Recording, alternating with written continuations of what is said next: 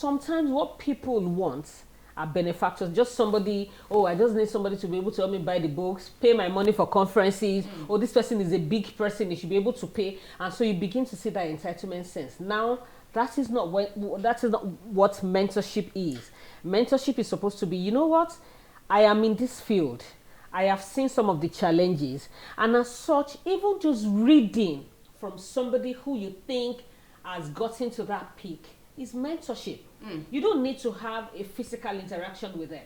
You don't even need to have a DM interaction with them. Just reading from them, sharing their experiences, and then maybe making comments is good enough as mentorship. Following the journey. So just being a follower online. So I want to follow a, let's say, a Foladiola.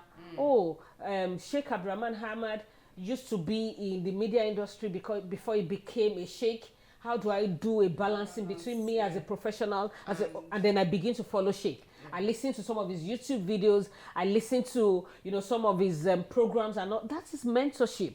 A mentor doesn't really necessarily need to know you. So maybe when you've now been commenting or you go for a particular program, you've asked question, they take a particular note about you, they can then be the one to go further and say, oh, this person is a potential. I have a particular interest in this person. So you can see it started first with you reaching out. How are you reaching out? Responding to some of their posts, commenting on some of their posts, following some of the things that they do. They go for a conference, you are there as a participant.